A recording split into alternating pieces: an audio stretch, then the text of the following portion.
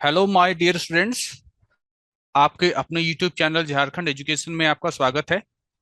Class 11 computer science chapter number 1 overview of C plus plus का ये lecture number 12 है। Lecture number 12 में हम लोग नया टॉपिक शुरू करेंगे और हमारे टॉपिक का नाम है स्ट्रक्चर। स्ट्रक्चर क्या है इसको जान लेते हैं सबसे पहले। Structure are a way to group several related variables into one place. Structure एक तरीका होता है जिसमें आप बहुत सारे वेरिएबल्स को एक जगह ग्रुप करते हैं।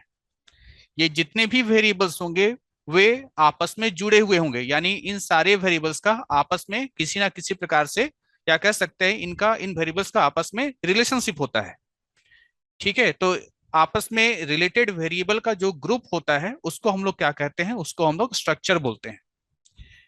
Each variable in the structure is known as member of the structure. Structure को बनाने के लिए जिन वेरिएबल्स का हम लोग इस्तेमाल करते हैं उन वेरिएबल्स को हम लोग स्ट्रक्चर का मेंबर कहते हैं। तीसरा पॉइंट है यहाँ पर, it is user defined data type, यानी स्ट्रक्चर को यूजर डिफाइंड डेटा टाइप कहते हैं। शायद आपने लेक्चर नंबर अगर 2 या 3 देखा होगा, जहां पर मैंने डेटा टाइप्स के बारे में बताया था, वहां पर मैंने एग्जाम्पल में बताया था कि structure is a user defined data type. Next point, unlike an array, a structure can contains many different data types। Array में क्या होता था, आप लोग एरे ऑलरेडी पढ़ चुके हैं। एरे में क्या होता था कि सेम टाइप के डेटा का कलेक्शन होता था एरे। जैसे हम लोग पढ़े थे इंटीजर एरे, है ना। इंटीजर एरे आप याद कर लीजिए, इंट ए और 10, तो इसको कहते थे कि ये इंटीजर एरे है। उसी प्रकार से आपका होता था फ्लोट एरे। ठीक है, उसी प्रकार से आपका होता था कैरेक्टर एरे। ठीक है, तो यहां पर देखिए क्या है कि ये हमारा जो है इंटीजर एरे है, यानी इसमें केवल और केवल इंटीजर वैल्यू का ही ये कलेक्शन है। ये केवल और केवल फ्लोट वैल्यू का ही कलेक्शन है, और ये केवल और केवल कैरेक्टर वैल्यू का कलेक्शन है। लेकिन जो स्ट्रक्चर होता है, स्ट्रक्चर में जो है एक ही टाइप के वैल्यू का कलेक्शन नहीं होता है। ठीक है, यहां पर अगर मैं वैल्यू कह रहा हूं, वैल्यू या वेरिएबल, ठीक है, वैल्यू या वेरिएबल, जैसे भी आगे बढ़ेंगे आप समझ में आ जाएगा आपको, है ना। तो फिलहाल यहाँ पर कहना ये है कि एरे में एक ही प्रकार का डेटा का कलेक्शन होता था, लेकिन स्ट्रक्चर में जो डेटा होंगे वो कोई जरूरी नहीं होगा कि सारा का सारा जो डेटा होगा वो एक प्रकार का होगा। नाउ अब हम लोग सीखते हैं कि स्ट्रक्चर को क्रिएट कैसे करते हैं। आप लोग पिछला लेक्चर जो आपने पढ़ा होगा, पिछले लेक्चर में मैंने आप लोगों को फंक्शन पढ़ाया था और बताया था कि फंक्शन को किस प्रकार से डिक्लेयर किया जाता है। यानी फंक्शन को डिक्लेयर करने के लिए हम लोग कुछ कोड लिखते थे। यहां पर स्ट्रक्चर को बनाने के लिए भी हम लोग को कुछ कोड लिखना पड़ेगा। ठीक है, तो देखिए क्या है आपका, to create a structure use the struct keyword. Structure बनाने के लिए हम लोगों को स्ट्रक्ट कीवर्ड का इस्तेमाल करना पड़ता है। ये एक बार एमसीक्यू में आ चुका है, एग्जाम में आपसे पूछा है कि बताइए वो कौन सा कीवर्ड है जिसकी मदद से हम लोग स्ट्रक्चर बनाते हैं। तो आपको बताना पड़ेगा struct keyword. And declare each of its member inside curly braces. यहां पर कहता है कि स्ट्रक्चर बनाने के लिए हम लोग को स्ट्रक्ट कीवर्ड का इस्तेमाल करते हैं, और स्ट्रक्चर को डिक्लेयर करने के लिए हम लोग कर्ली ब्रेसेस का इस्तेमाल करते हैं, कुछ इस तरीके से जैसे आप फंक्शन में आप किए थे कि ये कर्ली ब्रेसेस होगा, इसके भीतर जो होगा वो वेरिएबल्स का कलेक्शन होगा। After the declaration specify the name of the structure variable also called object. जब आप स्ट्रक्चर को डिक्लेयर कर लेंगे, ठीक है, तो उसके बाद आप स्ट्रक्चर वेरिएबल का नाम स्पेसिफाई करेंगे, जिसको हम लोग क्या कहेंगे, जिसको हम लोग ऑब्जेक्ट कहेंगे। ये जो पॉइंट है, इस पॉइंट को समझने के लिए हम लोग आगे चल करके कोड को देखते हैं। हम लोग जब प्रोग्राम कोड को देखेंगे तो ये सारा चीज क्लियर हो जाएगा जो यहाँ पर इन 2 पॉइंट्स में बताया गया है। ये देखिए आपके सामने कोड है। मैंने यहाँ पर लिखा struct, struct is a keyword, और उसके बाद मैंने यहाँ पर लिखा student, student is the name of structure. ठीक है, student is the name of a structure, student जो है वो स्ट्रक्चर का नाम हो गया। उसके बाद ओपनिंग कर्ली ब्रेसेस, उसके बाद मैंने यहाँ लिखा है इंट रोल, उसके बाद मैंने लिखा है कैर ग्रेड। ये दोनों क्या है, ये रोल इंटीजर वेरिएबल है, और ये ग्रेड क्या है, ये आपका जो है कैरेक्टर वेरिएबल है। तो यहाँ पर क्या देख रहे हैं कि ये जो स्ट्रक्चर है ये दो वेरिएबल का कलेक्शन है। उसके बाद यहाँ पर क्लोजिंग ब्रेसेस, और उसके बाद मैंने यहाँ पर लिखा है माई स्ट्रक्चर। इसी माई स्ट्रक्चर को हम लोग क्या कहेंगे, दिस इज स्ट्रक्चर वेरिएबल, या इसको हम लोग क्या कहेंगे, इसको हम लोग ऑब्जेक्ट कहेंगे। जहां तक इंट रोल और कैर ग्रेड है, ये क्या है, ये मेंबर हैं किसके, इस स्ट्रक्चर के। पहला वाला जो मेंबर है वो एक इंटीजर वेरिएबल है, और दूसरा वाला जो मेंबर है वो एक कैरेक्टर वेरिएबल है। ये कोड तो आपको मैंने यहां पर समझा दिया। अब कुछ बात और है जो आपको बेहतर तरीके से समझना है। देखिए, मैंने बताया था आप लोगों को कि जो स्ट्रक्चर है वो क्या है। स्ट्रक्चर जो है वो आपका यूजर डिफाइंड डेटा टाइप है। ठीक है, यूजर डिफाइंड डेटा टाइप है। डेटा टाइप तो इंट भी होता है, आप लोग पढ़े हैं, इंट भी डेटा टाइप है, फ्लोट भी डेटा टाइप है। डेटा टाइप लिख करके आप क्या बनाते हैं, वेरिएबल बनाते हैं। जैसे मैंने लिखा इंट ए, या मैंने लिखा फ्लोट एक्स, तो यहाँ पर ए और एक्स क्या है, ये वेरिएबल है। इंट डेटा टाइप है और ए एक वेरिएबल है। उसी प्रकार से आपने जो यहाँ पर स्ट्रक्ट स्टूडेंट लिखा है, तो स्टूडेंट जो है ये भी डेटा टाइप है। जैसे इंट डेटा टाइप है, वैसे ही स्टूडेंट भी आपका डेटा टाइप है। अंतर बस इतना है, इंट को कहा गया है फंडामेंटल डेटा टाइप, जबकि स्टूडेंट को कहा गया है, यहां पर कहा जाएगा यूजर डिफाइंड डेटा टाइप। ठीक है, ये डिफरेंस हो गया। अब यहाँ पर बात हम लोग करें कि मैंने डेटा टाइप लिख करके वेरिएबल का नाम लिखा है, तो उसी प्रकार से स्टूडेंट मेरा डेटा टाइप है, यूजर डिफाइंड डेटा टाइप है, तो यहाँ पर वेरिएबल का नाम लिखना पड़ेगा। तो ये जो यहाँ पर माई स्ट्रक्चर आप देख रहे हो, ये जो है, आप इससे अब कोई भी नाम लिख सकते हैं, कोई जरूरी नहीं कि माई स्ट्रक्चर ही लिखें। यहाँ की तरह ए और एक्स भी लिख सकते हैं यहाँ पर। ठीक है, तो हमने यहाँ पर स्टूडेंट नाम का ये मेरा स्ट्रक्चर हो गया। माई स्ट्रक्चर जो हो गया वो मेरा स्ट्रक्चर वेरिएबल हो गया, या हम लोग इसको क्या कहें, इसको हम लोग ऑब्जेक्ट कहें। यानी इंट ए लिखते थे तो ए को हम लोग वेरिएबल बोलते थे। स्टूडेंट माई स्ट्रक्चर लिखे तो यहाँ पर ये डेटा टाइप है, ये स्ट्रक्चर एक डेटा टाइप है। और ये जो है, इसको हम लोग यहाँ पर स्ट्रक्चर वेरिएबल, सिंपल वेरिएबल नहीं, स्ट्रक्चर वेरिएबल या फिर इसको ऑब्जेक्ट कहते हैं। तो ऑब्जेक्ट के नाम से ज्यादा जाना जाता है। अब हम लोग एक प्रोग्राम कोड देखेंगे, एक कंप्लीट प्रोग्राम स्ट्रक्चर का, जिसमें हम लोग स्ट्रक्चर वेरिएबल बनाएंगे और उसमें कुछ वैल्यू स्टोर करेंगे। यहां मैं क्या कहना चाहता हूं उसको आप इस तरीके से समझिए। जैसे मैं यहां पर कह रहा हूं, मान लीजिए आपके पास एक डेटा टाइप है इंट, और आपने एक वेरिएबल बनाया ए, और आप इस ए में क्या स्टोर कर रहे हैं, 20 स्टोर कर रहे हैं। ठीक, उसी प्रकार से हम लोग यहां पर बात करें कि यहां पर एक स्ट्रक्चर बनाया गया। नाम क्या है उसका, नाम है उसका पर्सन।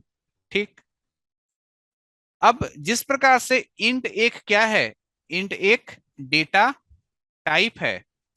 ठीक है, इंट क्या है, इंट एक डेटा टाइप है। उसी प्रकार से यहां पर पर्सन भी क्या है, पर्सन भी एक डेटा टाइप है।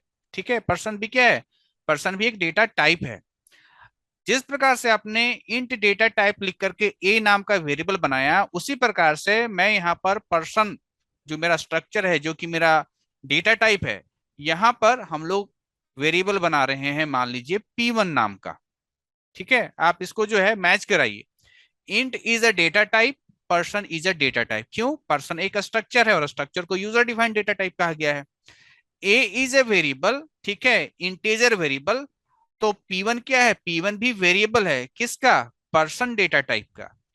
ए इंट डेटा टाइप का वेरिएबल है, या ए इंट डेटा टाइप वाला वेरिएबल है, तो P1 जो है वो पर्सन डेटा टाइप वाला क्या है, वेरिएबल है। अब यहाँ पर जैसे यहाँ पर बात कहा जा रहा है कि ए में आपको 20 वैल्यू स्टोर करना है, उसी प्रकार से मुझे यहाँ पर P1 में कुछ स्टोर करना है। कैसे स्टोर करेंगे, वही प्रोग्राम हम लोग यहाँ पर सीखने वाले हैं। एक चीज और, इंट के साथ जो ए है इसको हम लोग यहाँ पर वेरिएबल बोल रहे हैं, लेकिन पर्सन के साथ यहाँ जो P1 लिखा हुआ इसको हम लोग केवल वेरिएबल नहीं बोलते हैं, इसको हम लोग स्ट्रक्चर वेरिएबल बोलते हैं। इसको हम लोग स्ट्रक्चर वेरिएबल बोलते हैं, या फिर इसको हम लोग क्या बोलते हैं, या फिर इसको हम लोग ऑब्जेक्ट बोलते हैं। तो चलिए कोड को समझते हैं। यहां पर हम लोगों का स्ट्रक्ट जो है वो मेरा कीवर्ड है, और पर्सन जो है वो मेरा स्ट्रक्चर का नाम है। स्ट्रक्ट इज अ कीवर्ड, और पर्सन जो है वो मेरा स्ट्रक्चर का नाम हो गया। ठीक है, और आप यहाँ पर क्या देख रहे हैं कि स्ट्रक्चर को हम लोग कहाँ डिफाइन कर रहे हैं, मेन से ऊपर। ठीक है, मेन से ऊपर। तो फिलहाल के लिए अभी आप इतना ही समझिए कि जनरली हम जो है स्ट्रक्चर को मेन से ऊपर ही क्या करते हैं, हम लोग यहाँ पर इसको डिक्लेयर करते हैं। तो पर्सन मेरा स्टूडेंट का नाम हो गया। अभी आपको कुछ देर पहले बताया गया था कि जो स्ट्रक्चर होता है वो जो है आपका कलेक्शन ऑफ वेरिएबल होता है, वो जो वेरिएबल होते हैं वो आपस में एक दूसरे से रिलेटेड होते हैं। उसी प्रकार से पर्सन इज स्ट्रक्चर, तो पर्सन का क्या होगा, पर्सन का एज होगा, पर्सन का सैलरी होगा। ठीक है, कोई पर्सन है उसका उम्र होगा, वो कहीं जॉब करता है तो उसका सैलरी होगा। तो यहाँ पर एज और सैलरी आपस में रिलेटेड है। ठीक है, और इसका संबंध किससे है, पर्सन से है। ठीक है, तो पर्सन जो है वो हो गया हमारा नेम ऑफ स्ट्रक्चर, एज और सैलरी हो गया, ये हो गया आपका मेंबर ऑफ स्ट्रक्चर। फिर हमने यहाँ पर क्या किया, हमने यहाँ पर इसको क्लोज कर दिया। ठीक है, अब आप कहेंगे कि यहाँ पर हम लोग ऑब्जेक्ट बनाते थे, जैसा कि आपने पिछला कोड में देखा था, कहाँ, यहाँ। ठीक है, पिछला कोड में यहाँ पर मैंने माय स्ट्रक्चर डाला, जबकि यहाँ पर क्या है, यहाँ पर कोई ऐसा हमने कोई ऑब्जेक्ट वगैरह नहीं बनाया, मैंने सीधे सेमीकोलन लिखा। तो ऑब्जेक्ट कहाँ बनता है, तो ऑब्जेक्ट यहाँ भी बन सकता है, और ऑब्जेक्ट हम लोग मेन के अंदर भी जा करके बना सकते हैं, जो हम लोग अभी देखने वाले हैं। ये मेरा मेन फंक्शन, स्क्रीन को क्लियर किए। अब देखो यहाँ पर मैंने थोड़ा सा गलती कर दिया है, अगर मैंने क्लियर स्क्रीन फंक्शन को यहाँ पर लिखा है तो आप लोग यहाँ पर हैश इंक्लूड कोन्यू जरूर लिखना। ठीक है, जरूर लिखना, क्योंकि आपने यहाँ पर सिलेसियर फंक्शन को इस्तेमाल किया है। अब यहाँ पर आते हैं, मैंने लिखा person P1, person is a structure name and P1 is a object. ठीक है, पर्सन जो है ये मेरा स्ट्रक्चर का नाम है, और P1 जो है ये मेरा स्ट्रक्चर वेरिएबल या कहलाएगा मेरा क्या, ऑब्जेक्ट। इसमें वैल्यू स्टोर करना है। पर्सन का क्या क्या है, पर्सन का उम्र है, पर्सन का सैलरी है। तो मैंने यहाँ पर क्या लिखा, मैंने लिखा 24, और मैंने लिखा 5690.50। ये क्या हो गया, ये सैलरी हो गया, और ये एज हो गया। यही एज और यही सैलरी, क्यों, क्योंकि आपने सबसे पहले यहाँ पर स्ट्रक्चर के डिक्लेरेशन में पहले आपने एज लिखा है और उसके बाद आपने सैलरी लिखा है। इसलिए पहला वैल्यू एज माना जाएगा, दूसरा वैल्यू क्या माना जाएगा, सैलरी माना जाएगा। तो आपने यहाँ पर क्या किया, आपने यहाँ पर एक स्ट्रक्चर को डिक्लेयर किया, उसके बाद आपने उस स्ट्रक्चर का एक वेरिएबल बनाया, स्ट्रक्चर वेरिएबल, और उसमें आपने वैल्यू स्टोर करा। ठीक है, अब आगे चलते हैं। मुझको उस पर्सन का, है ना, पर्सन बोले या एम्प्लॉय बोले, उसका मुझको एज प्रिंट करना है। ठीक है, तो P1 जो है, आप देखिए P1 था ना यहाँ पर, P1, ये P1 का क्या था, एज था, और ये P1 का सैलरी था। तो प्रिंट कराते वक्त आपको लिखना पड़ेगा age of employ is equal to P1 dot age, तब ये 24 प्रिंट करेगा।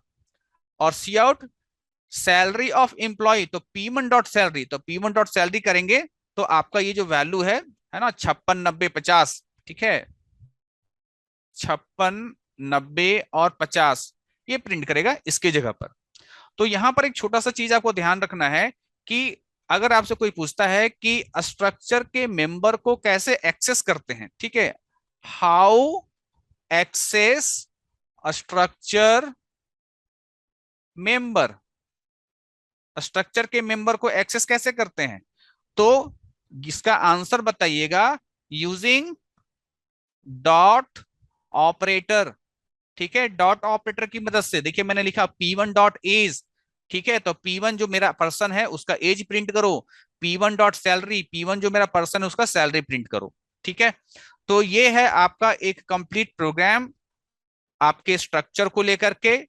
आपने यहां पर समझा किस प्रकार स्ट्रक्चर को डिक्लेयर करते हैं। ये रहा आपका कि आपने स्ट्रक्चर को कैसे डिक्लेयर करना है, कैसे स्ट्रक्चर वेरिएबल बनाना है, कैसे उसको इनिशियलाइज करना है, और फिर कैसे आपको जो है स्ट्रक्चर के मेंबर को एक्सेस करना है, चाहे वो प्रिंट कराना हो चाहे स्टोर कराना हो। यहां तो मैंने प्रिंट कराना केवल बताया कि किस प्रकार से आप स्ट्रक्चर के मेंबर के वैल्यू को प्रिंट करा सकते हैं।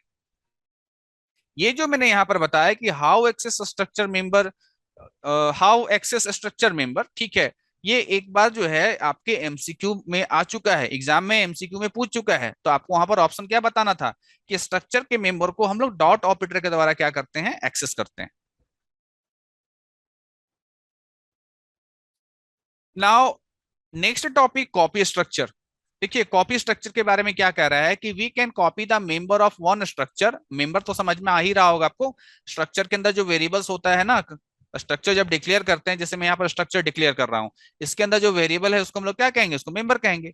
तो कहता है we can copy the member of one structure variable to those of another structure variable as long as both structures have the same format. इस बात को मैं समझाता हूं, पहले आप कोडिंग देख लो। मैंने यहाँ पर एक एम्प्लॉय नाम का एक स्ट्रक्चर बनाया, ठीक है। यहाँ पर मैं केवल कंसेप्ट समझा रहा हूँ, यहाँ पर मैंने कंप्लीट प्रोग्राम नहीं लिखा, मैं केवल यहाँ पर कंसेप्ट समझा रहा हूँ कि मैंने एम्प्लॉय नाम का एक स्ट्रक्चर बनाया। इसमें 3 मेंबर है। इंटीजर टाइप का एक वेरिएबल ईएमपी कोड यानी एम्प्लॉय का code, character array EMP name यानी एम्प्लॉय का नाम, फ्लोट ईएमपी सैलरी यानी एम्प्लॉय का सैलरी, ठीक है। तो ये जो तीनों वेरिएबल है वो इस एम्प्लॉय से संबंधित है, एम्प्लॉय का कोड, एम्प्लॉय का नाम और उसका सैलरी।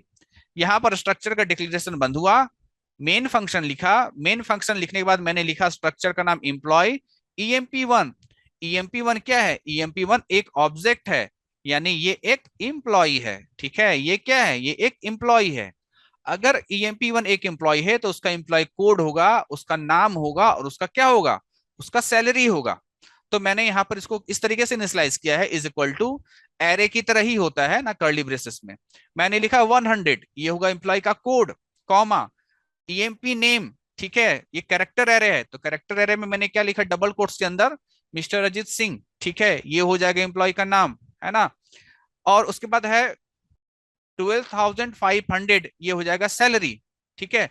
तो यहां पर देख लीजिए, ये जो पहला वैल्यू 100 है ये होगा एम्प्लॉय का कोड, ये नाम जो है वो हो जाएगा आपका एम्प्लॉय का नाम, है ना। और ये जो 12,500 है वो हो जाएगा एम्प्लॉय का सैलरी। ये किसका डाटा है? ईएमपी1 का डाटा है, उसका कोड, उसका नाम और उसका सैलरी। यहां पर ये टॉपिक में ये कहा जा रहा है कि मान लीजिए कि ईएमपी1 जो है ये एक ऑब्जेक्ट है, अगर एक ऑब्जेक्ट और बना दे ईएमपी2, एक ऑब्जेक्ट और बना दे ईएमपी3, ईएमपी1 का डाटा को ईएमपी2 में डाल दें तो क्या कॉपी होगा? तो इसका आंसर होगा हाँ, होगा। उसी प्रकार से अगर ईएमपी2 का डाटा ईएमपी3 में डाल दे तो कॉपी होगा? बिल्कुल होगा। यानी एक ऑब्जेक्ट का डाटा को, है ना, डाटा का मतलब ये मेंबर है ना, एक ऑब्जेक्ट का डाटा को, यानी ये जो स्ट्रक्चर के मेंबर इसके बारे में कह रहे हैं, इसका वैल्यूज को हम दूसरे ऑब्जेक्ट में भी क्या कर सकते हैं? कॉपी कर सकते हैं। यही हमारा टॉपिक है, यही बात यहां पर लिखा हुआ है, आप पढ़ लेना इसको। आगे चलते हैं। मैंने यहाँ पर दो ऑब्जेक्ट और बनाया, ईएमपी2 और ईएमपी3, ठीक। मैंने यहाँ पर लिखा EMP two is equal to EMP one, यानी ईएमपी1 का सारा डाटा यानी जो तीनों वैल्यू है, उसका कोड, उसका नाम और उसका सैलरी, वो ईएमपी2 नाम के ऑब्जेक्ट में क्या कर दो? कॉपी कर दो, हो जाएगा कॉपी। उसी प्रकार से ईएमपी1 का सारा डेटा को कॉपी कर दो किसमें? ईएमपी3 में। तो ईएमपी1 जो एम्प्लॉय है, जिसका कोड है, जिसका नाम है, जिसका सैलरी है, वो ईएमपी3 नाम के जो ऑब्जेक्ट है उसमें क्या हो जाएगा? कॉपी हो जाएगा। इस प्रकार से अगर आप ईएमपी1 का कोड प्रिंट करेंगे तो ईएमपी1 का कोड तो 100 है ना, तो 100 प्रिंट करेगा। ईएमपी1 का नेम क्या है? तो मिस्टर अजीत सिंह है, ये प्रिंट करेगा। ईएमपी1 का सैलरी क्या था? तो 12,500 था। अब ईएमपी2 का प्रिंट कराए तो ईएमपी2 में ईएमपी1 का डाटा कॉपी हुआ, तो सेम प्रिंट करेगा, कोड 100 प्रिंट करेगा, नाम मिस्टर अजीत सिंह प्रिंट करेगा, समझ लेना आप लोग यहाँ पर। और सैलरी जो है वो 12,500 प्रिंट करेगा। फिर ईएमपी3 का बारे में कह रहा है, तो ईएमपी3 में भी तो ईएमपी1 का डाटा कॉपी हुआ है, तो यहाँ पर क्या होगा? यहाँ पर होगा आपका 100, ये प्रिंट करेगा मिस्टर अजीत सिंह, और यहाँ पर प्रिंट करेगा सैलरी 12,500, ठीक है। तो ये जो आपने प्रोग्राम कोड देखा, ये प्रोग्राम कोड अधूरा है। अधूरा कहने का मतलब है कि ये रन नहीं करेगा, लेकिन इसमें लिखा गया सारा बात सही है। अधूरा इसलिए है क्योंकि इसके आगे मैंने गेट स्टिच वगैरह नहीं लगाया है, ठीक है। तो मेन काम यहाँ पर हमारा ये था कि इस कंसेप्ट को समझने के लिए ये छोटा सा कोड, ठीक है, कोड के माध्यम से मुझको ये कंसेप्ट को समझना था। तो मेरे ख्याल से आपको समझ में आ गया होगा। कॉपी स्ट्रक्चर का मतलब ये हो गया कि copy the member of one structure मतलब जैसे ईएमपी1, इसका मेंबर जो है कोड, नाम और सैलरी, इसको कॉपी करना है ना, structure variable to those of another structure variable. Another structure variable कौन हो गया? ईएमपी2 हो गया और ईएमपी3 हो गया। इसमें क्या करना? कॉपी करना है। As long as both structure have the same format. Same format का मतलब है कि ईएमपी2 ईएमपी3, जैसे ईएमपी1 कौन से स्ट्रक्चर का जो है ऑब्जेक्ट है? तो बोलेंगे एम्प्लॉय स्ट्रक्चर का ऑब्जेक्ट है।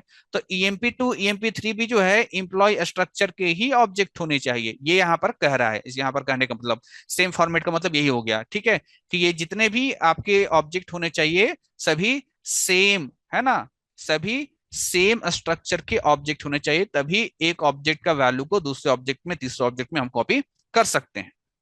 तो ये था आपका स्ट्रक्चर। स्ट्रक्चर जो है टॉपिक से भी क्वेश्चन एग्जाम में आता ही आता है, एमसीक्यू क्वेश्चंस आएगा आएगा, ठीक है। इसके अलावा आप लोग जो आगे एक चैप्टर पढ़ेंगे क्लास एंड ऑब्जेक्ट, उसमें काफी हेल्प मिलेगा अगर आप लोगों का स्ट्रक्चर क्लियर रहेगा। तो मिलते हैं नेक्स्ट वीडियो लेक्चर में, आगे के कुछ टॉपिक को लेकर के आपके सामने हाजिर होंगे। तब तक के लिए थैंक यू।